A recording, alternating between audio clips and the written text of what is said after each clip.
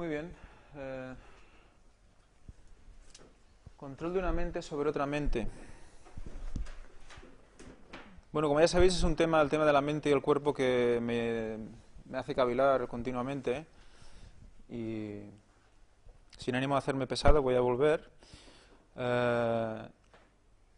Llevaba mucho tiempo sin ponerme, pero bueno, el otro día sentí la necesidad de empezar otra vez. Me vinieron ideas a la cabeza de cómo presentar el tema.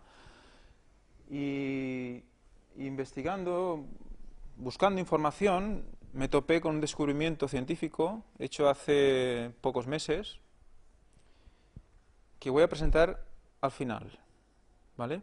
Primero, creo que es necesario una pequeña introducción con todo lo que la hermana White y la Biblia hablan del control de una mente sobre otra, y luego entraremos el descubrimiento para que veáis cómo se ratifica lo que durante miles de años la Biblia ha ido diciendo sobre lo que sale de nuestro interior. Vamos a empezar. Empezaremos comparando dos textos. Dos textos que serán, o dos capítulos de la Biblia que serán Apocalipsis 18, me gustaría que uno de vosotros cogiera Apocalipsis 18 y el otro cogiera Jeremías 51, ¿vale? Cuando lo tengáis, por favor, decírmelo y empezaremos a hacer una comparativa de estos dos capítulos. En Apocalipsis 18 habla de la Babilonia simbólica, la Babilonia del tiempo del fin, la que sería el grupo de todas las iglesias que están en contra de la palabra de Dios y que pervierten el sábado y pervierten y propagan la inmortalidad del alma, etcétera, ¿no? Y Jeremías 51 nos habla de la Babilonia real, el imperio babilónico, cuando fue eliminado por los medos, ¿vale? Tal como fue previsto y como vimos el otro día en Apocalipsis 17, como explica, y como fue predicho, profetizado por Daniel, en Daniel 2. Bueno, 2 y posteriores. Venga, pues Apocalipsis 18, 5. Porque sus pecados se han amontonado hasta el cielo, y Dios se ha acordado de sus maldades. Jeremías 51, 9. Hemos intentado curar a Babilonia, y no ha sanado. Dejadla, y vámonos cada uno a su tierra, porque ha llegado hasta el cielo el juicio contra ella, y se ha alzado hasta las nubes. ¿Veis el paralelismo? El significado es el mismo, tanto en la literal como en la simbólica. Seguimos. Apocalipsis 18, del 21 al 23. Y un ángel poderoso tomó una piedra, como una gran piedra de molino, y la arrojó al mar, diciendo: Con el mismo ímpetu será derribada Babilonia, la gran ciudad, y nunca más será hallada. Y sonido de arpistas, de músicos, de flautistas y de trompeteros no se oirá ya más en ti, y ningún artífice de ningún oficio se hallará más en ti, ni ruido de molino se oirá más en ti. Luz de lámpara no alumbrará más en ti, y la voz del novio y de la novia no se oirá más en ti, porque tus mercaderes eran los magnates de la tierra, pues por tus hechicerías fueron engañadas todas las naciones. Muy bien. O sea que está claro que Babilonia nunca más volverá a ser lo que está siendo ahora, simbólica. Jeremías 51, 26, 37, 42, 43. Y nadie tomará de ti piedra para esquina, ni piedra para cimiento, sino que serás perpetuo asolamiento, ha dicho Jehová. Jeremías 51:37. Y será Babilonia montones de ruinas, morada de chacales, espanto y burla sin morador. Y Jeremías 51:42-43. Subió el mar sobre Babilonia, fue cubierta de la multitud de sus olas.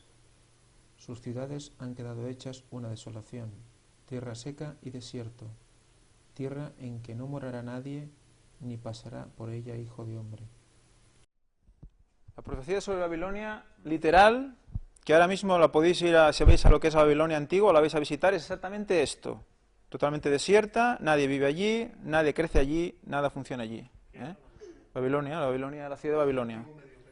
La ciudad de Babilonia, si la vais a ver, está en Irak, según tengo entendido. Y ya veréis que en las dos se habla de una destrucción definitiva de Babilonia. Apocalipsis 18, 4. Y oí otra voz del cielo que decía: Salid de ella, pueblo mío, para que no seáis partícipes de sus pecados, ni recibáis nada procedente de sus plagas. Jeremías 51, 45, 46. Salid de en medio de ella, pueblo mío, y salvad cada uno su vida del ardor de la ira de Jehová. Y no desmaye vuestro corazón, ni temáis a causa del rumor que se oirá por la tierra. En un año vendrá el rumor, y después en otro año rumor, y habrá violencia en la tierra, dominador contra dominador. Un dominador contra otro dominador, ¿vale? Supongo que está claro, yo creo, que podemos ver y podemos decir que estos dos textos, estos dos capítulos, son paralelos. Explican la destrucción literal, y cuando explican la destrucción de Babilonia simbólica, la explican con los mismos términos y las mismas características. Esto lo hace mucho la palabra de Dios. Utiliza un suceso literal para explicar y para que entendamos mejor un suceso que va a suceder en el futuro, ¿no? Por ejemplo, la Israel antigua, que se compara con la Israel espiritual de ahora, que somos todos los que queremos, estamos bajo la promesa, ¿no? Por aceptar a Cristo como nuestro Salvador personal, ya somos parte de Israel, ¿no? Pues, una vez vemos esto, vemos también que en Jeremías 51, 45, 46 ya pone un matiz más, ¿no? Dominador contra dominador, dos poderes grandes van a luchar, Vamos a ver la última comparativa, Apocalipsis 18, 2, 3. Y clamó con voz potente, diciendo: Cayó, cayó la gran Babilonia, y se ha hecho habitación de demonios, y guarida de todo espíritu inmundo, y albergue de toda ave inmunda y aborrecible, porque todas las naciones han bebido del vino del ardor de su fornicación, y los reyes de la tierra han fornicado con ella, y los mercaderes de la tierra se han enriquecido de la potencia de sus deleites. Exacto. Han bebido del vino del furor de su fornicación, ¿vale? Quedámonos con esto. Apocalipsis 14, 8, ángel, que está muy relacionado con el cuarto. Otro ángel le siguió, diciendo: ha caído Babilonia, la gran ciudad, porque ha hecho beber a todas las naciones del vino del furor de su fornicación. Y Jeremías 51, 7. Copa de oro fue Babilonia en la mano de Jehová, que embriagó a toda la tierra. De su vino bebieron las naciones, se enloquecieron por tanto las naciones. Se enloquecieron las naciones. O sea, hay un matiz en Jeremías 51.7 que no acaba de salir en Apocalipsis 18, pero que nos ayuda a entender en qué punto nos vamos a encontrar. Entonces, si nos damos cuenta un poco del tema de cómo estará mentalmente la gente que beba del vino del furor de la fornicación de Babilonia, nos damos cuenta de que en Jeremías 51.7 nos aclara que se enloquecieron por tanto las naciones, se enloquecieron o se aturdieron, o sea, un aturdido está que no sabe dónde está, y si a esto le pones un énfasis más, está como enloquecido porque no sabe qué camino tomar, y toma el camino que le lleva a perdición. Y en Apocalipsis 18.23 hemos leído que por tus hechicerías de Babilonia fueron engañadas todas las naciones. O sea, hay una correlación entre las hechicerías y el enloquecimiento. ¿Vale? ¿Qué es el vino del furor de su fornicación? Vamos a la hermana White, que nos aclara el tema y nos dice, después de citar el texto bíblico del Apocalipsis 18, dice: el vino de Babilonia consiste en la exaltación del falso día de reposo sobre el sábado que el Señor Jehová ha bendecido y santificado para uso del hombre, y también es la creencia de la inmortalidad del alma. O sea, el vino del furor de la fornicación en la época de Babilonia literal y en la época de Babilonia simbólica es el mismo. Negar el sábado y postularse por la inmortalidad del alma, que es la base del espiritismo. Estas herejías emparentadas y el rechazo de la verdad convierten a la iglesia en Babilonia. ¿Vale? La iglesia popular o la iglesia que no siga a Dios. Reyes, comerciantes, dirigentes y maestros religiosos están todos en corrompida armonía. ¿De acuerdo? Todos para meternos en este grupito, en este gran grupo de espiritistas. Sigo con el texto de abajo más que nada porque antes hemos hecho esmento para el tema de las sociedades secretas, y hay otra cita, aquí veis en Mensajes Selectos, página 135, en 1902 escribió, después de citar el texto bíblico de Apocalipsis 18, del 1 al 8, dice: este terrible cuadro trazado por Juan para mostrar cuán completamente se entregarán al mal las potencias de la tierra, debiera mostrar a los que han recibido la verdad cuán peligroso es afiliarse a sociedades secretas o unirse de alguna manera con aquellos que no guardan los mandamientos de Dios. Creo que lo deja bastante claro. Y será sobre todo en el tiempo del fin. Y cómo las grandes potencias, los grandes dirigentes comerciantes estarán dentro de estas sociedades dominándolas. Y con la base del espiritismo llegar a las mentes de todos. Entonces, ¿realmente se están enloqueciendo las naciones? ¿Estamos notando una degradación mental en la gente? Aquí tenemos una estadística. Este cuadro lo he hecho yo, por lo tanto, los que me conocen confían en mí, pero me gustaría que vosotros mismos buscarais sobre esta información. Yo he leído los artículos de OMS, de la Organización Mundial de la Salud, sobre este tema desde el año 2001 al 2010, ¿vale? ¿Cuáles son las conclusiones a las que llegan? ¿Vale? De una población mundial inicial de 6.100 millones, después de una población mundial de 6.800 millones, se detectan estos cambios de poblaciones mundiales con enfermedades mentales. Enfermedades mentales de todo tipo, Ya no estamos solo esquizofrenia o depresión, sino también déficit de atención, o sea, cualquier afección que hace que la gente tenga unas complicaciones en su vida natural, en su vida cotidiana. El aumento es notable. El aumento es notable. Aquí os pongo un asterisco, porque en algunos puntos veréis que habla de un 12% en vez de un 25%, porque solo es de los casos clínicos diagnosticados. De esto es una estimación del total de la población, porque hay mucha gente que vive en zonas que simplemente no se sabe cómo están, pero se estima, ¿vale? Entonces la estimación está por estos números, ¿de acuerdo? O sea, un aumento de un 300% si somos muy negativos, de un 35% si somos muy optimistas. En todo caso, un aumento importante, en 10 años. O sea que, imaginaros cuál es la tendencia, no es lineal, es logarítmica casi. O sea, ¿se enloquecen las naciones? Sí. ¿Estamos bebiendo el vino del furor de la fornicación? Sí, constantemente. Entonces, vamos a leer estos textos, estas citas de la hermana White, hablándonos con detalle de estas hechicerías y estos enloquecimientos. ¿Qué nos dice? Dice, Dios desea poner a los hombres en relación directa consigo mismo, o sea, con Dios. En todo su trato con los seres humanos reconoce el principio de la responsabilidad personal. Procura fomentar el sentido de dependencia, quedaros con esta palabra, personal, y hacer sentir la necesidad de la dirección personal. ¿Vale? Desea asociar lo humano con lo divino para que los hombres se transformen en la imagen divina. Se transformen. Necesitamos una transformación. Satanás procura frustrar ese propósito y se esfuerza en alentar a los hombres a depender de los hombres. ¿Vale? Cuando las mentes se desvían de Dios, el tentador puede someterlas a su gobierno. Quedaros también con este concepto. Someterlas a su gobierno. ¿Vale? Y así dominar la humanidad. Llegando a nuestras mentes, domina la humanidad. La teoría, quedaros también con esto. Tenéis que ir quedándoos con pequeños conceptos porque al final volverán a salir.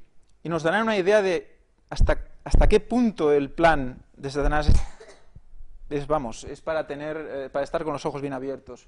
La teoría de una mente que controla a otra mente fue ideada por Satanás. Con el fin de introducirse, fijaros en qué dice que es la teoría, con el fin de introducirse como artífice artificial y poner la filosofía humana donde debería estar la filosofía divina. De todos los errores aceptados entre los profesos cristianos, ninguno constituye un engaño más peligroso ni más eficaz para apartar al hombre de Dios que esa teoría. Al tanto, Ninguno constituye un engaño más peligroso.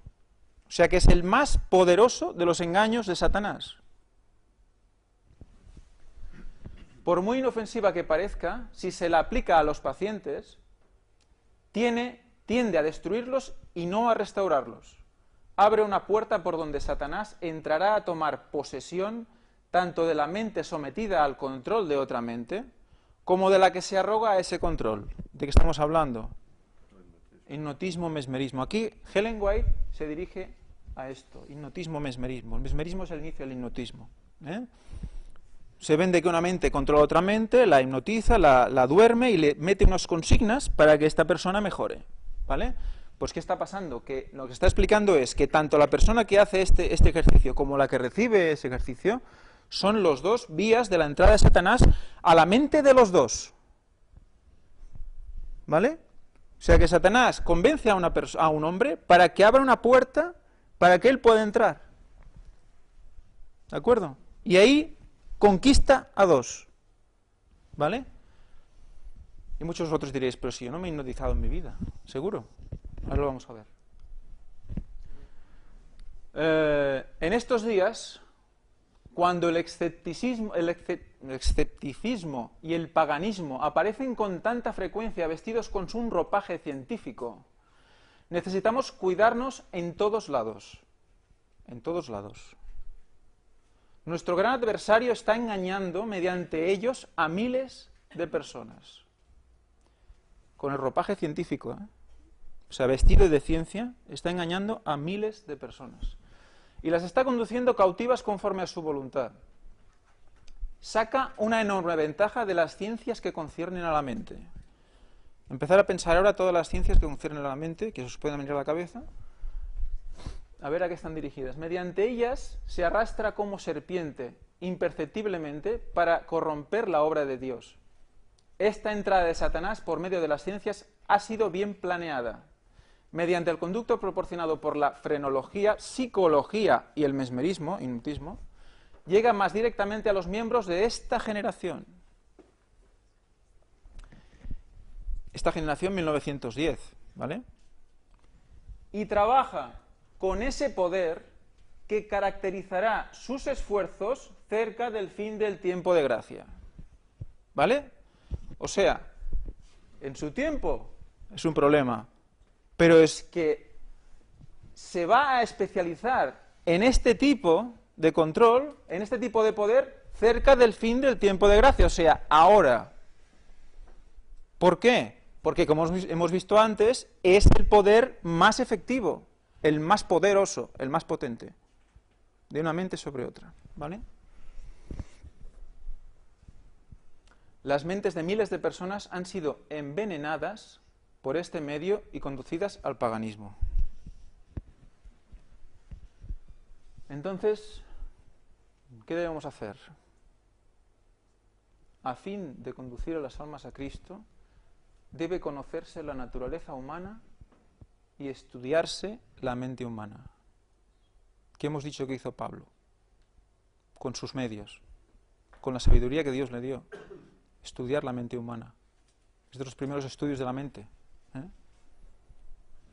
Pues debemos estudiar la mente humana. Pero aquí Satanás también tiene una imitación. Vamos a ver nuestros sentimientos, nuestras emociones, cómo somos. No, no es eso. Luego veremos un poco en dónde pone los límites. Génesis 3, del 1 al 7. ¿Cuál es el primer caso de control mental de una mente sobre otra? Lo sabéis. Vamos a repasarlo un momento. Ya sé que lo hemos leído tantas veces, pero yo creo que no viene mal volver a leerlo. ¿Quién tiene Génesis 3, del 1 al 7? Lee, va, Génesis 3, del 1 al 7. ¿No? Total, son solo 7 versículos. Venga, ¿quién quiere? Va. Venga, va. El que sea, pero ya. Lee. La serpiente, el más astuto de todos los animales del campo que Dios el Señor había hecho, dijo a la mujer: así que Dios os dijo que no comáis de ningún árbol del huerto. La mujer respondió a la serpiente: del fruto de los árboles del jardín podemos comer, pero el fruto del árbol que está en medio del jardín, Dios dijo: no comáis de él, ni lo toquéis, para que no muráis. Entonces la serpiente replicó a la mujer: no es cierto, no moriréis, sino que Dios sabe que el día que comáis de él, serán abiertos vuestros ojos, y seréis como Dios, conocedores del bien y del mal. Cuando la mujer vio que el árbol era bueno para comer, agradable a los ojos, y codiciable para alcanzar sabiduría, tomó de su fruto y comió, y también dio a su esposo, que comió igual que ella. Entonces abrieron sus ojos y al darse cuenta que estaban desnudos, cosieron hojas de higuera y se las ciñeron. Ahí está. Ese es el primer caso.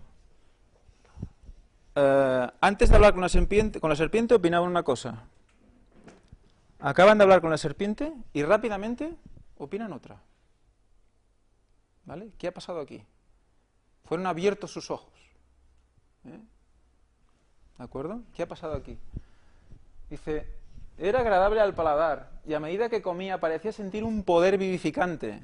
Esto es Eva, ¿eh? Eva está comiendo la manzana, o lo que es, no sé si, no creo que diga manzana, pero bueno, el fruto, y bueno, el gusto era impresionante, entraba de bien que no veas, poder vivificante. Y se imaginó que entraba en un estado más elevado de existencia. ¿No suena esto un poco? Lo que se está vendiendo últimamente con ciertas teorías hinduistas y orientales. Tenemos que aumentar nuestro estado existencial, nuestro estado de conciencia. Somos más que humanos.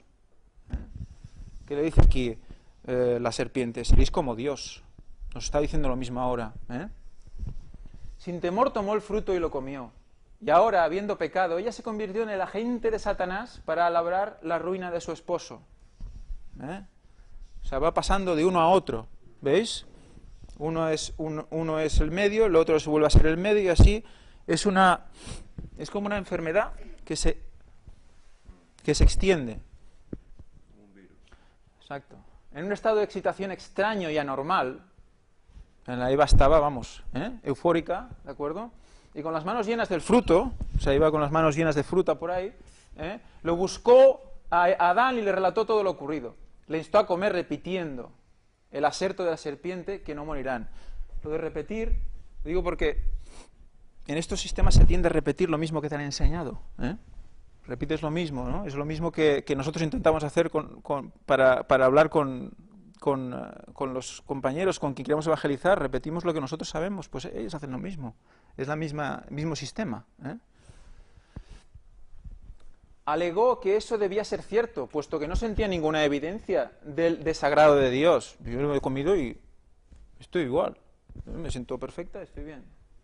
Puesto que no sentía ninguna evidencia del desagrado, sino que, al contrario, experimentaba una deliciosa, alborozante influencia que conmovía todas las facultades de una nueva vida. New Age. Que le parecía semejante a la inspirada por los mensajeros celestiales. O sea, estaba sintiendo una emoción brutal. Los sentidos los tenía como colmatados de emoción. Adán comprendió que su compañera había transgredido el mandato de Dios. La única prohibición, la única que tenía. Se desató una terrible lucha en su mente. Hubo una lucha, igual que Pablo. Hubo una lucha en su mente. El amor, la gratitud y la lealtad del Creador, todo fue sofocado por el amor de Eva. Si ella debía morir, él morirá con ella. Esto es muy típico hoy en día. Morir por alguien, morir por amor. Hay mujeres que no esperan menos de ti. Que mueras por amor. Entonces aquí hay una sustitución del amor paternal de Dios por el amor sentimental de la emoción. ¿Veis el cambio? Abre los ojos, pero no los abre para bien, los abre para mal. Cambien del dominio de Dios al dominio de Satanás. ¿Por quién queremos estar dominados? Esta es la pregunta. Puesto que la serpiente había sido empleada como medium de Satanás, más claro no lo pueden decir. Está en Patriarcas y Profetas. Como medium de Satanás, compartiría con él la pena del juicio divino. Medium, ¿qué quiere decir medium? Definición, persona a la que se le considera dotada de facultades paranormales que le permiten actuar de mediadora en la consecución de fenómenos parapsicológicos o de hipotéticas comunicaciones con los espíritus. Hipotéticas, ya veremos también. ¿Vale?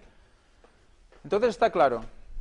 que lo que hemos visto es que hay unas hechicerías en el tiempo de Phil que serán utilizadas cada vez más por Satanás, ¿vale? Porque es la manera más eficaz de llegar a nuestras mentes. Y dirás, ostras, pero ¿cómo lo está haciendo? Me estoy dando cuenta. ¿Cómo nos está llegando? Si cada vez lo utiliza más y es el tiempo del fin, ¿cómo lo está haciendo? Método para producir el sueño artificial. Aquí veremos el hipnotismo. El hipnotismo, como hemos visto antes también, como ella le llama también mesmerismo, ¿qué quiere decir? Pues un método para producir el sueño artificial mediante influjo personal. O sea, se tiene asumido que es la otra persona la que te provoca el sueño. Y por aparatos adecuados. Gran libro, Fuerzas superiores que actúan en la vida humana, para leerlo muchas veces. Un hipnotizado es igual que un medium, porque si está constantemente comparando las dos cosas, estamos constantemente en paralelo con esas definiciones. ¿Un hipnotizado o un hipnotizador es igual que un medium?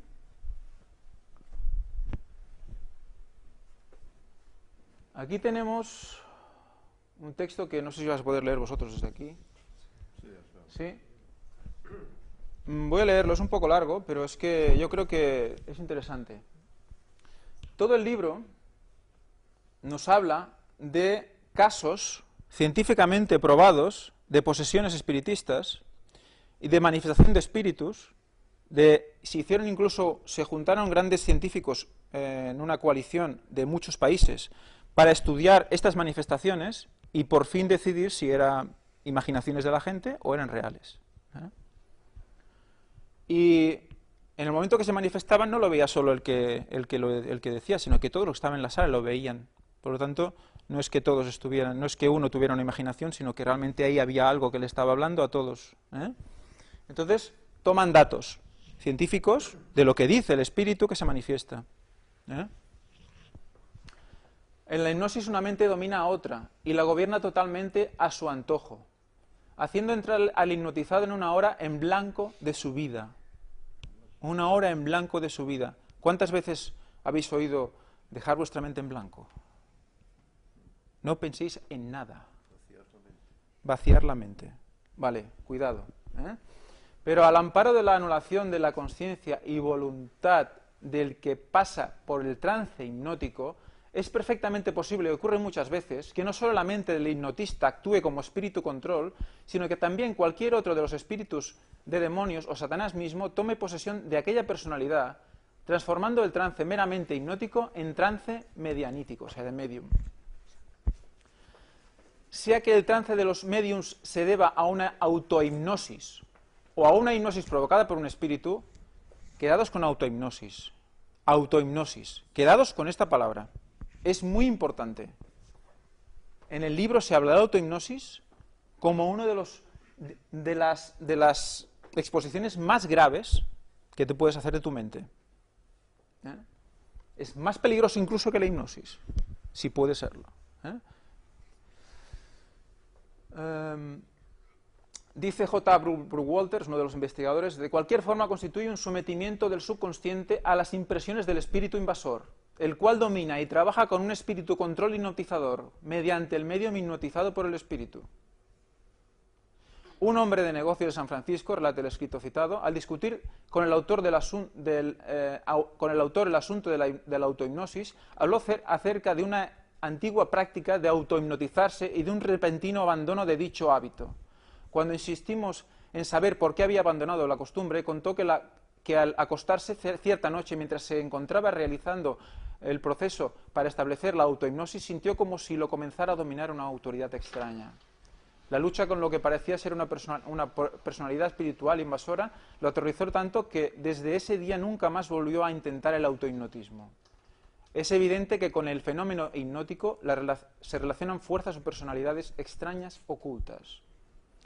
En su obra The Case of Psychic Survival, G.T.Ward Carrington refiere un diálogo sostenido por el espíritu control del medium espiritista. O sea, ahora veremos lo que decía este espíritu control. O sea, lo que él mismo dice sobre lo que está haciendo. ¿Vale? Y veremos cómo realmente ellos mismos reconocen este hipnotismo. Cuando se acerca el momento puedo impresionar, eso lo dice el espíritu control, están ahí, puedo impresionar en el subconsciente no solo en mi presencia, sino en la de otros, y controlo ese subconsciente. Claramente, controlo ese subconsciente. Quedaos con el subconsciente, porque eso es lo que luego el descubrimiento científico nos va a enseñar. Esta es una parte de su mente muy cambiante y por lo tanto es propio que usemos esa imaginación de la mente mediante lo que puede llamarse hipnotismo.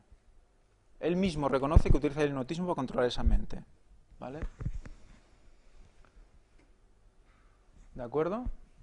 Bueno, es un poco, esto es lo que hace. En otras palabras, lo que explica el autor es que en otras palabras, el trance del médium viene a ser un trance hipnótico producido por la actuación de un espíritu diabólico. O sea que lo que hace básicamente es comparar el trance hipnótico con el trance espiritista y demostrar que es exactamente lo mismo.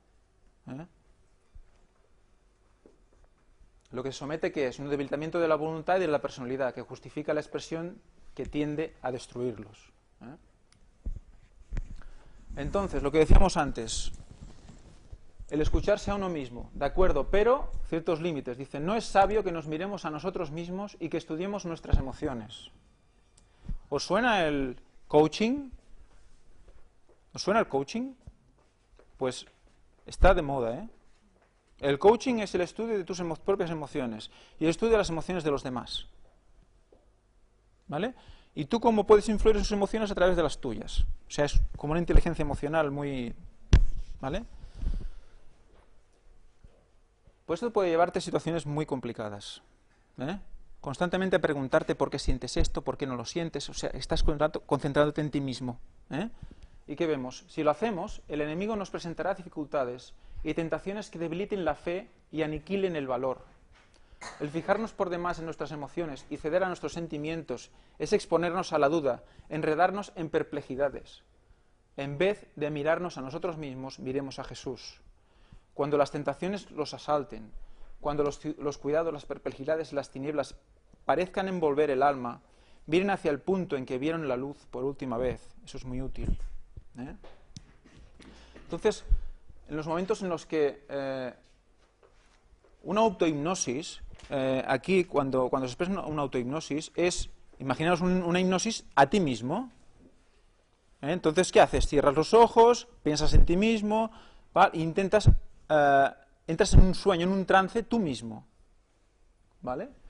Pues al hacer esto, pues ¿qué haces? Hay técnicas diferentes, ¿no? Piensas en tu respiración, en los latidos de tu corazón, te escuchas, tal. Todo eso son situaciones en las que tú estás interiorizando como este poder hacia ti mismo. Y ahí abres esa puerta. Y es una puerta, en cierta manera, literal. Ahora lo veremos también. ¿Cómo se le llama esta puerta? Existe en nuestro cerebro un grupo de neuronas que se llama Sistema de Activación Reticular, SAR. Este sistema, vamos a ver lo que hace. Este sistema lo que intenta, ¿qué es? Lo que intenta es regular la excitación del cerebro como un todo. O sea, ¿qué hace qué? Como vemos aquí por abajo, dice, actúa como un filtro para que la avalancha de estímulos sensoriales externos no nos vuelva loco. ¿Vale? O sea que en función de nuestros conocimientos, de nuestra base mental, lo que tú vas entrando, tú vas filtrando y solo te quedas con un 1% de lo que tienes a tu alrededor. Si no, si estuviéramos conscientes de todo lo que pasa a nuestro alrededor, nos volveríamos locos. ¿Vale? Lo que dice aquí. Nos vuelve locos. Se enloquecerán las naciones. Recordéis todos los conceptos. O sea que para que nos aturdamos, este sistema de activación reticular no puede estar funcionando adecuadamente. Hay una inhibición natural del sistema de activación reticular que es cuando duermes. Cuando tú estás durmiendo, este sistema baja y duermes. ¿De acuerdo? Entonces, en un estado hipnótico, que tú duermes pero estás activo, duermes pero estás despierto, ¿qué pasa con el sistema de activación reticular? ¿Está activo o está inactivo? Ahora lo veremos. Bueno, aquí habla un poco más sobre el sistema de activación. Dice que la principal función del sistema nervioso es procesar la información que le llega, y más de forma tal que tengan lugar las respuestas motoras apropiadas. Más del 99% de toda la información sensitiva es descartada por el encéfalo como irrelevante y sin importancia. Este señor, que aquí sí que no lo veo, ese señor es un investigador, un doctor, no lo veo ni aquí, Bruce Alexander, que nos explica, dice, cómo el sistema de activación reticular trabaja en la hipnosis. Que lo vemos en inglés, pero como yo no... y vosotros tampoco, pues vamos a poner en castellano.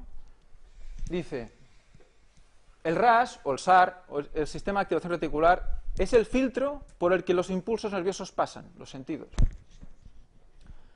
A través del proceso de hipnosis, los mensajes o sugestiones se permiten pasar sin el aspecto crítico del control del SAR. O sea, durante la hipnosis, los mensajes pasan directo al subconsciente sin que el SAR los pueda analizar. ¿Vale?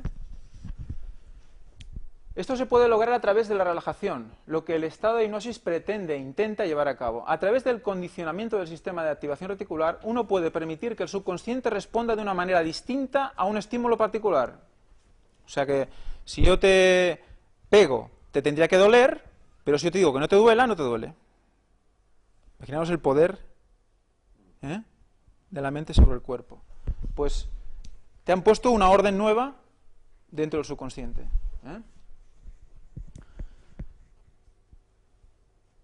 El cliente escuchará esa declaración y permitirá ser conducido hacia el estado de relajación. ¿Quién lo permite, al fin y al cabo? Tú mismo. Ese es el poder que tú tienes. Ese es el libre albedrío del que habla la Biblia. Tú lo estás permitiendo. Tú quieres ir a seguir a Dios, tú quieres seguir a Satanás, tú lo permites al final. O sea, te convence el hipnotizador para que tú te relajes. Va por aquí, a lo mejor exactamente no es esto, pero para que entendáis un poco el tema, ¿no? Permitirá ser conducido hacia el estado de relajación. Esto programa la mente del cliente cuando el RAS se apaga a través de la relajación. Estamos hablando de programar ya, Un buen ejemplo de esto es cuando el cliente visita a un hipnoterapeuta para reducir el dolor en la rodilla. El hipnoterapeuta conducirá al cliente hacia un estado de relajación, por lo tanto el cierre del RAS, o sea, cuando te relajas el sistema de activación baja, esto decíamos, ¿no?, que la bajada natural del sistema del filtro. Por lo tanto, permitir poner mayor importancia en las sugerencias hipnóticas que se le dan al cliente. O sea, cuando bajas el filtro, tú estás más expuesto a lo que te diga el otro, no de, oye, mira, esto es así, a partir de ahora esto cambia, es lo que yo diga, pero en realidad no lo dice él. Esto permite, por lo tanto, a la sugerencia del hipnoterapeuta filtrar a través, esto es una traducción tonta, condicionar la mente para no reconocer los impulsos nerviosos, o sea, del dolor que surgen de la rodilla. El sistema de activación reticular es, por lo tanto, entrenado para no reconocer este impulso nervioso como importante, ¿vale? Se entrena la mente para que te cambien los conceptos de las cosas. Para que lo bueno le llamen malo y a lo malo le llamen bueno. Esa es la finalidad. Que luego al final tú estás en una disposición en la que poco a poco vas defendiendo lo que antes no defendías. Por eso habla de que al final todo será más sutil. Por eso habla de que al final Ellen White habla de que cuidado que hasta los mismos escogidos. Dice, pero ¿cómo que hasta los mismos escogidos? Pero si lo tengo muy claro, lo que soy, lo que quiero, y dónde voy, y quién quiere, y que creo en Dios. Pero ¿cómo es posible?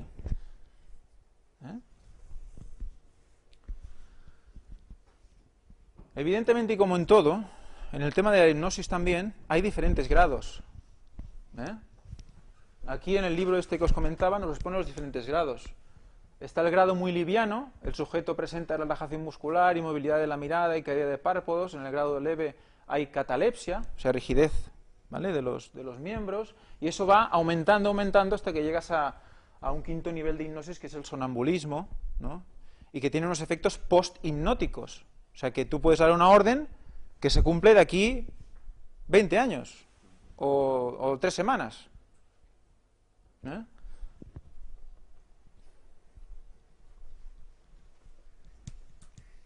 Bueno, empezamos a ver ya algo de ¿Por dónde vamos? Empezamos a ver algo. Esto está escrito, que luego veremos quién es una científica muy importante que da conferencias en todo el mundo respecto a los niños, a la mente de los niños. ¿Qué nos dice? ¿Llamas a tus hijos a cenar cuando están frente al televisor y parece que están sordos? Sí, los que tienen hijos lo saben. ¿Le hablas a tu esposo o esposa mientras ve la televisión y no te hace caso? ¿Parece que está en trance? Sí. Vale, pues vamos haciendo sí en todas las casillas. Dice, pues que no te sorprenda, tu familia es normal. ¿Vale? Quiero decir, tu familia está hipnotizada frente al aparato. ¿Y por qué se da ese fenómeno? Porque la televisión no presenta imágenes. En realidad, lo que vemos en la pantalla es una serie de puntos que recorren 525 veces una línea. 30 veces por segundo. ¿Vale? Tú no lo puedes discernir.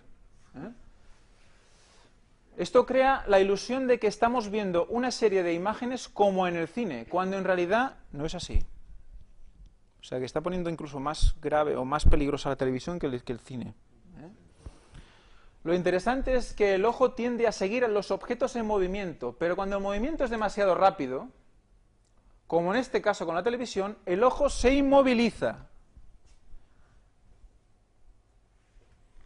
El grado muy liviano del sujeto presenta relajación muscular, inmovilidad en la mirada y caída de los párpados. Es el primer grado de hipnosis. El ojo se inmoviliza. ¿De acuerdo? Es lo mismo que estamos viendo en el libro. Por eso, si observamos a una persona viendo la televisión, vamos a darnos cuenta que no mueve los ojos, sino que permanecen quietos. Pero cuando los ojos se inmovilizan, también se desenfocan. ¿Qué os pasa a veces? Estás mirando al vacío. ¿Qué te pasa? Ostras, perdona. Mirando al vacío, no ves nada, ni miras nada concretamente. Estás como mirando una pared y no sabes bien lo que miras, ¿no? Esto, a su vez, pone a las personas en un estado similar al estado de trance. Estado también llamado alfa. Lo describen como un estado en el cual no estamos ni despiertos ni dormidos. Es un estado de semiconsciencia, en donde, y aquí viene lo delicado, estamos especialmente susceptibles de influencia. ¿Vale? Si hemos visto que el trance hipnótico es igual que el trance espiritista, que la puerta queda abierta, cuando nos está pasando esto, nuestra puerta se está abriendo. ¿Vale? ¿Qué entra aquí dentro? No lo sabemos. Imaginar. 525 veces por línea, 30 veces por segundo. No lo sé. Por eso hay que elegir muy bien lo que se ve. En un estudio realizado en Australia, descubrieron que las personas mayores de 14 años pueden mantenerse a voluntad despiertos, pero que esto no es posible para los niños y las personas mayores. Claro, si tú estás viendo la tele y tienes la tendencia a dormirte, el RAS baja. Entonces, entran cosas. Estás como atontado. Mucha gente se duerme viendo la tele. Casi todo el mundo se duerme viendo la tele.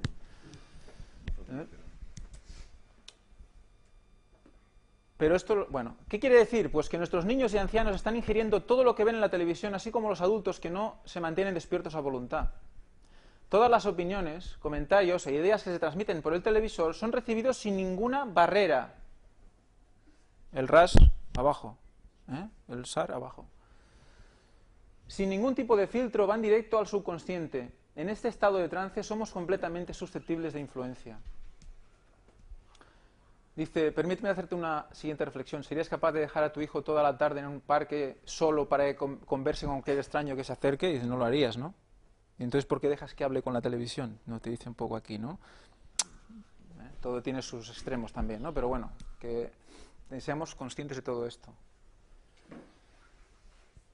Si quieres educar a tu hijo, no puedes dejarlo hipnotizado todas las tardes frente al aparato. Rosa Barocchio dice, se interesa y profundizca en los temas relacionados con la educación y el desarrollo humano. Actualmente se dedica a impartir conferencias y cursos de diversas instituciones educativas y empresas de México, Estados Unidos, Europa, Sudamérica, Asia, etc. Licenciada de educación preescolar. Bueno, tiene todo un historial esta mujer, ¿vale? Yo, bueno, recomiendo que lo leáis tranquilamente porque...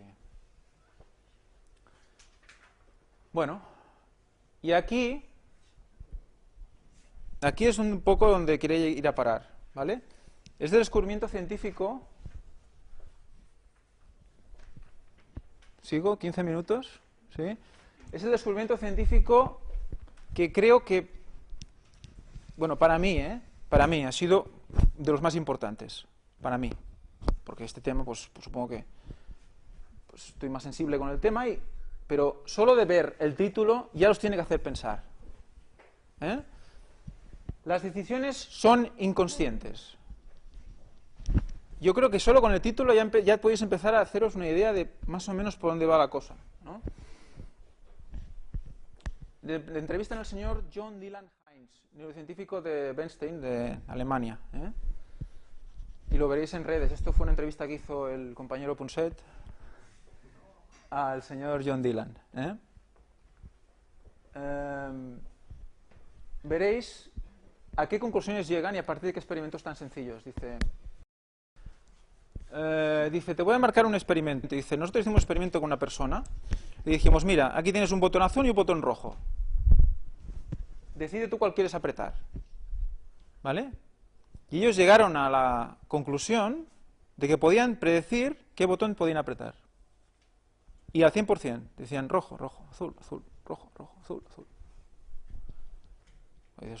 ¿Cómo es posible? Pues descubren que 7 segundos antes de tomar tú una decisión racional, tu subconsciente ya la ha tomado por ti. ¿Vale? O sea que, fijaros para mí esto es muy importante.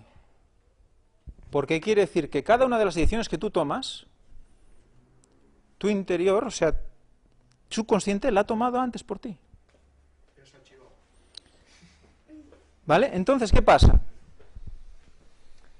Poco vais viendo por dónde va el tema y yo creo que poco a poco os va a ir dando vueltas la cabeza con el tema.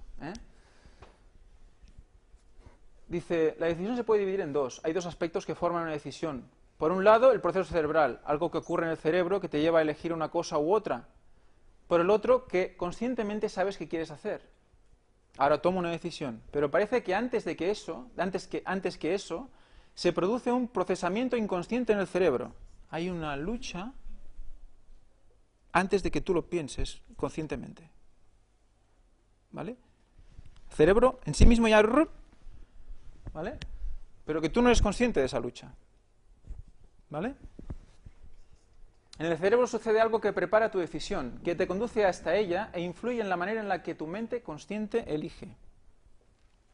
O sea, que estamos influidos por nuestro subconsciente en la elección de la decisión y que ya la ha tomado por ti.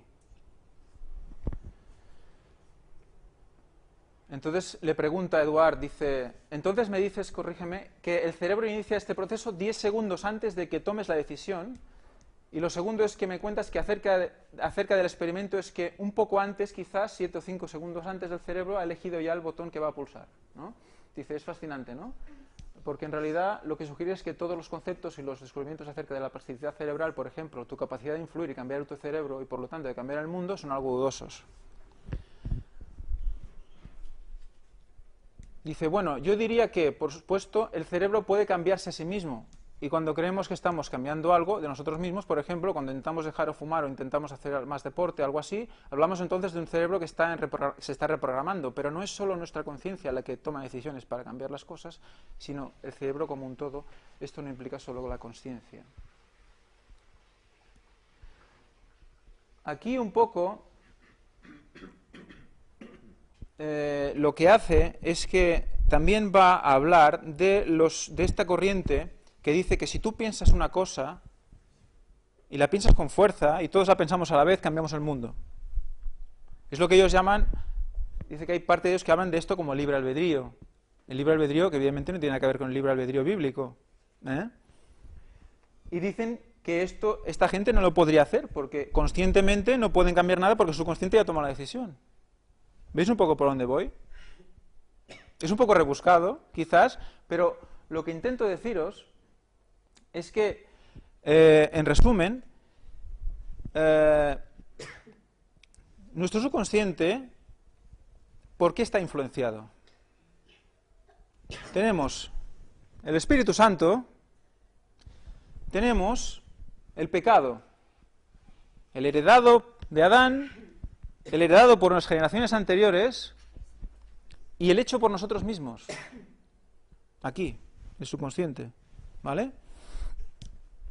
Y entonces, bueno, aquí habla de más cosas, pero más o menos la idea es esta, ¿no? Y bueno, y habla de que somos, de que podemos ser, de que con esta actividad, determinando esta actividad, podemos firmar, ¿vale? O sea, que nuestra actividad cerebral es específica en cada respuesta y que puede saber lo que pensamos y lo que vamos a responder, si es verdad o mentira, etcétera. Bueno, ahí llega a un control mental brutal, ¿eh? Pues hay más connotaciones de todo esto. Pero lo que me interesa hoy es el concepto de la lucha del cristiano que hemos hablado esta mañana, ¿eh? Porque de adentro del corazón de los hombres salen las maquinaciones perversas, las fornicaciones, hurtos, asesinatos, adulterios, avaricias, maldades, el engaño, la desvergüenza, envidia, maledicencia, arrogancia, estupidez. Todas estas maldades salen de adentro y contaminan al hombre. Porque de dentro del corazón de los hombres sale todo esto. Cuando habla del corazón, en muchas partes de la Biblia se refiere a la mente. El corazón, de hecho, lo domina la mente. El corazón es la fuente de las pasiones, ¿no? Pues en la parte del subconsciente en la que tenemos esa carne, ese pecado heredado, esa herencia, esa es la que nos hace llegar, la que nos hace pecar, ¿de acuerdo? Romanos 7, 15, 25. Porque no comprendo mi proceder, pues no pongo por obra lo que quiero, sino lo que aborrezco. Eso es lo que hago. Y si lo que no quiero, eso es lo que hago, estoy de acuerdo con la ley, de que es buena.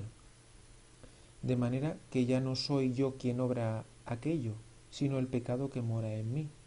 Porque yo sé que en mí, esto es, en mi carne, no mora el bien, porque el querer, el bien, lo tengo a mi alcance, pero no el hacerlo. Porque no hago el bien que quiero, sino el mal que no quiero, eso es lo que pongo por obra. Y si lo que no quiero, eso es lo que hago, ya no lo obro yo, sino el pecado que mora en mí. Encuentro pues esta ley, que queriendo yo hacer el bien, el mal está presente en mí, porque según el hombre interior, me deleito en la ley de Dios, pero veo otra ley en mis miembros, que hace guerra contra la ley de mi mente, y que me lleva cautivo a la ley del pecado que está en mis miembros. Miserable hombre de mí, ¿quién me libertará de este cuerpo de muerte? Gracias doy a Dios por medio de Jesucristo nuestro Señor. Así que yo mismo con la mente sirvo a la ley de Dios, mas con la carne a la ley del pecado. Es lo que hemos leído de Pablo antes, la lucha del cristiano, ¿eh? Entonces, ¿qué tenemos aquí? Y en Romanos 12. Romanos 12:2. No os adaptéis a las formas de este mundo, sino transformaos por medio de la renovación de vuestra mente, para que comprobéis cuál es la voluntad de Dios, lo bueno, lo que le agrada y lo perfecto. Transformaros mediante la renovación de vuestro entendimiento. Vuestra mente, Aquí de vuestra mente, ¿vale? Hay que renovar esa mente, ¿vale? Pero, ¿cómo estamos aquí en el consciente, vemos las cosas, cómo influimos en esta, que es el subconsciente? El subconsciente es lo que nos hace tomar, como hemos visto en el descubrimiento, que ya aquí hay una lucha previa, en función de si es más del espíritu o más del pecado, que va a influir en lo que vamos a hacer en el día a día. O sea, nosotros queremos influir aquí, queremos ser santos. Queremos santificarnos, queremos santificación diaria. Entonces, tú puedes, mediante tus sentidos, dirigir tus sentidos a lo correcto para que nuestro sistema reticular filtre lo adecuado e influya adecuadamente en nuestro cerebro. Pero la transformación mediante nuestro entendimiento, la transformación real, el cambio, no es en esta dirección, es a través de Dios.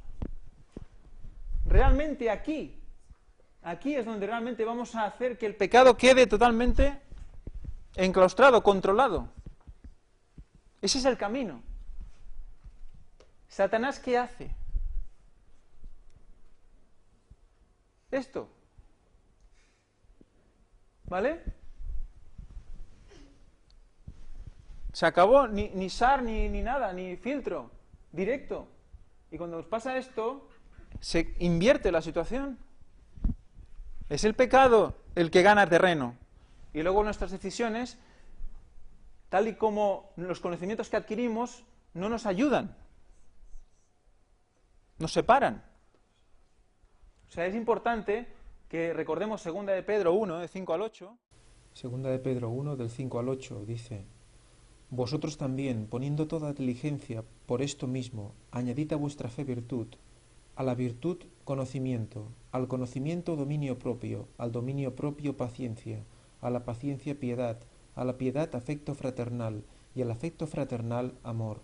Porque si estas cosas están en vosotros y abundan, no os dejarán estar ociosos, ni sin fruto, en orden al conocimiento de nuestro Señor Jesucristo.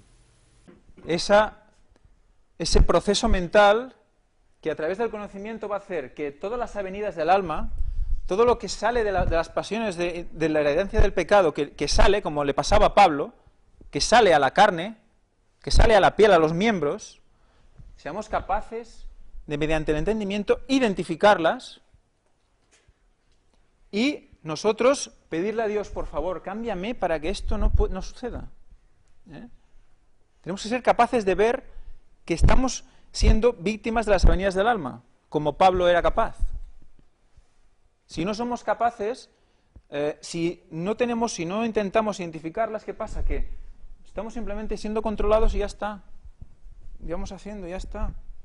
Entonces, el consciente, la parte consciente, ¿es solo un espectador? Si todo se decide aquí, ¿es solo un espectador? No es un espectador. O sí, es un espectador, pero tiene la capacidad de identificar. Por eso tenemos que aprendernos, pues tenemos los 10 mandamientos, tenemos la ley de Dios, tenemos la Biblia, tenemos todos los conocimientos que nos da el espíritu de profecía, tenemos todo. Para que esta parte eduque a este filtro, para que sepa lo que tiene que dejar pasar y lo que no. Debemos educar el filtro. ¿Veis un poco por dónde voy? Porque al final, ¿qué? Esto nos va a mandar, el subconsciente va a ser el que nos va a dirigir. Si el Espíritu Santo domina en el subconsciente, es el que nos va a dirigir. Va a tomar por nosotros la decisión 10 segundos antes. Vamos a ir bien dirigidos, vamos a ir en el camino, tal como hemos leído esta mañana. ¿Veis la importancia? Pues nada, un poco era... Creo que más o menos lo hemos hablado todo. Los frutos del Espíritu, las obras de la carne. Va a ir en función de todo esto. Vamos a dar fruto cuando nuestro interior saque los frutos. Vamos a demandar obras para nosotros cuando nuestro interior nos demande obras para nosotros, para ser egoístas. Entonces ahí un poco están las dos contexto. Bueno, y luego están las conclusiones. La gente se enloquece, se aturden y cada vez habrá más casos de todos los grados, aunque quizás aumenten más los casos leves con una sugestión más sutil. Mediante la televisión, un poco aquí, un poquito allí, la gente se va... El efecto del control de una mente sobre otra es una teoría que Satanás nos quiere hacer creer para ponernos en sus manos. O sea, no es verdad que yo influya en ti, a nivel de cambio interior. O sea, yo no puedo meterme en tu mente. Es Satanás el que lo hace. Por eso dice, es una teoría. Helen White al principio, ¿os acordáis? La teoría de un control de una mente sobre otra. No es posible. Es Satanás el que la controla. Hipnosis, autohipnosis, meditación trascendental, todo esto.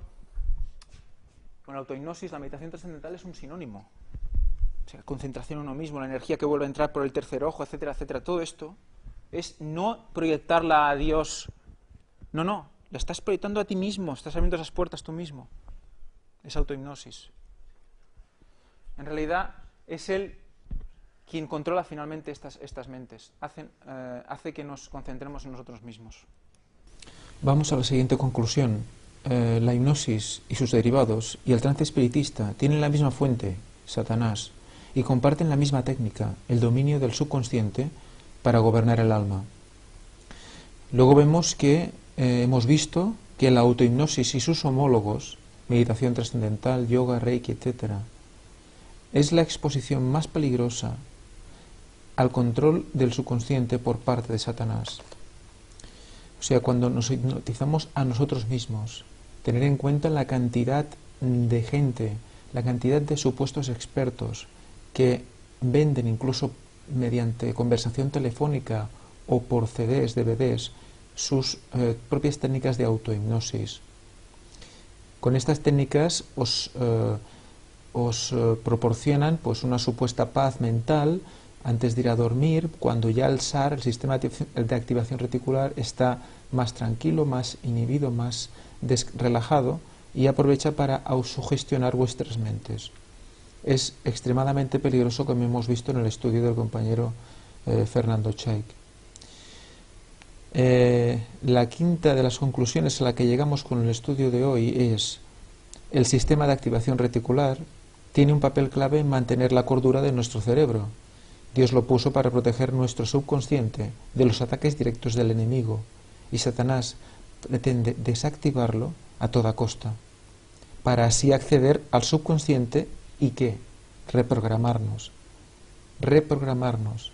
Nosotros tenemos dos posibles programas: el programa que nos instala Satanás y el programa que nos instala Dios mismo. ¿A cuál queremos nosotros ceder? Porque al final es esa la elección que tenemos que hacer.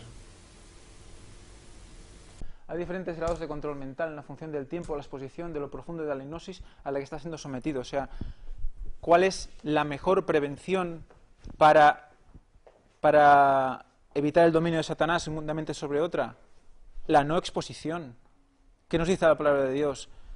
Antes de tocarlo, corte el brazo; antes de mirar, quítate el ojo, algo así, ¿no? ¿No es parecido a esto lo que dice? Pues no hay que exponerse. No seamos presuntuosos, digamos, no, yo es como estoy con Dios, a mí no me afecta. No, espera. Te va a proteger quizás si entras de manera involuntaria o una exposición, pero si tú dices, no, yo aquí puedo, ¿no? La conclusión otra: la televisión provoca estados hipnóticos, eso está claro, lo hemos visto. Bueno, y la ciencia ha demostrado que el subconsciente decide unos 7 segundos antes que el consciente, o sea que ya está influyendo la decisión. O sea que si tú dentro no tienes la transformación interna hecha, las decisiones están condicionadas. Por eso es tan importante. O sea, un poco lo que me ha hecho hacer este culto, que no es un culto, más una conferencia, es esto, es el hecho de que, por favor, miremos ese interior que se nos está degradando. Porque estamos bebiendo del vino. Eso es lo que tenemos que tener en cuenta.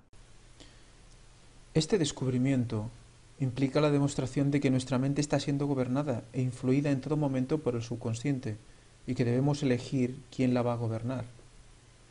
Esa es la base del verdadero libre albedrío y de la lucha del cristiano. Es ese libre albedrío que explica la palabra de Dios.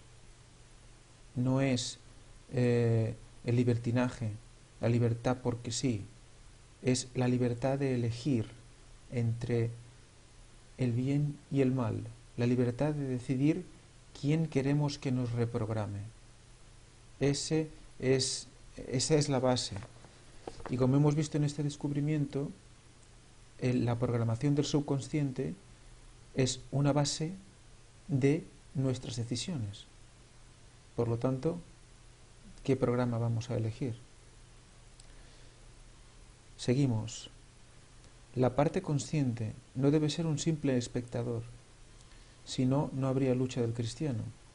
La parte consciente debe analizar las avenidas del alma y evaluar si son obras de la carne o fruto del espíritu.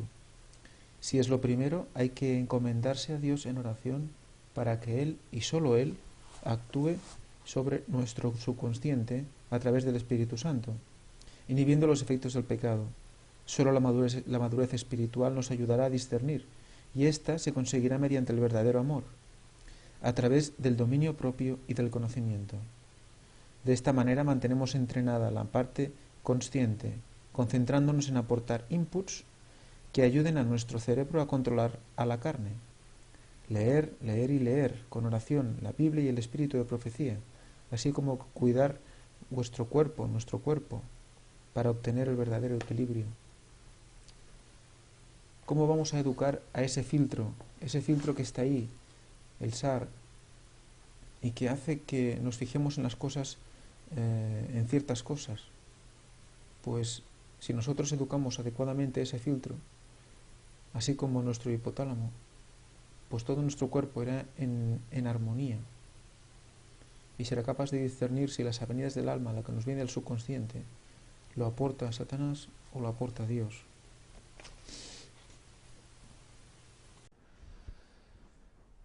Y bueno, y la tercera conclusión es que resulta que es la enésima imitación de Satanás. Y es que el vídeo esta conferencia, esta entrevista, al final acaba diciendo, hay un vídeo explicativo que dice, tranquilos, todo esto que pasa en nuestro interior, este mal que sale y tal, es un resquicio evolutivo. O sea, el sexo porque había que reproducirse, la violencia porque había que cazar, y el territorio, porque había que guardar el territorio, pues también había que defenderse. O sea, que eso ya nos viene dentro, y tranquilos, aceptaros como sois. Y a eso sumarle la sugestión de los anuncios y tal, y entonces tendréis lo que somos ahora. ¿Vale? Por lo tanto, ¿qué pasa? Que entonces están justificando el pecado. Esa es la victoria de la evolución. Hasta aquí llegamos con el engaño. Jesucristo murió por nosotros, para justificarnos a nosotros, para hacernos candidatos al cielo. Satanás justifica el pecado. ¿Veis la imitación? ¿Ves paralelismo? Mediante la teoría de la evolución. Y mediante este razonamiento, lo que hace además es cargarse la influencia sanadora del mismo Espíritu Santo, del poder que tiene el Espíritu Santo en nuestro subconsciente y dominando nuestro hipotálamo para dirigir nuestro cuerpo a nivel hormonal y hacer que todos los órganos de nuestro cuerpo funcionen en armonía. Y por supuesto, de paso, también hace inútil la muerte de Jesucristo, porque tal y como comentan, es imposible cambiarte, es imposible cambiar, acéptate tal y como eres. Pero como siempre, Satanás siempre habla con parte de razón, nunca dice la mentira completamente, sino que la mezcla con la verdad. Y entonces, evidentemente, no puedes cambiar por ti mismo. Necesitas a Dios para cambiar. Y ya como última conclusión, como resumen, un poco mencionar que los métodos ya enumerados, aquellos similares al yoga o al reiki o a la meditación trascendental, utilizados por Satanás, imitan la conexión íntima de un auténtico cristiano con Dios, pero nunca pueden igualarla. No vale ejercer prácticas impuras y peligrosas y decir que se hacen en el nombre de Dios y que sólo por ese hecho ya son santas y bendecidas y que así sirven para honrar a Jesús, pues Él mismo dijo: no todo el que me dice Señor, Señor, entrará en el reino de los cielos, sino el que hace la voluntad de mi Padre que está en los cielos. Muchos dirán en aquel día: Señor, Señor, ¿no profetizamos en tu nombre? ¿Y en tu nombre echamos demonios? ¿Y en tu nombre hicimos muchos milagros? Y entonces les diré claramente: nunca os conocí, apartaos de mí, hacedores de iniquidad. Esto lo podemos encontrar en Mateo 7, 21 al 23. Y retomando las palabras de la hermana White en el libro Mente, Carácter y Personalidad, página 9, dicen: a fin de conducir las almas a Cristo, debe conocerse la naturaleza humana y estudiarse la mente humana. Por lo tanto, podemos concluir que, tal y como hemos visto, cabe reconocer que la naturaleza humana es pecadora,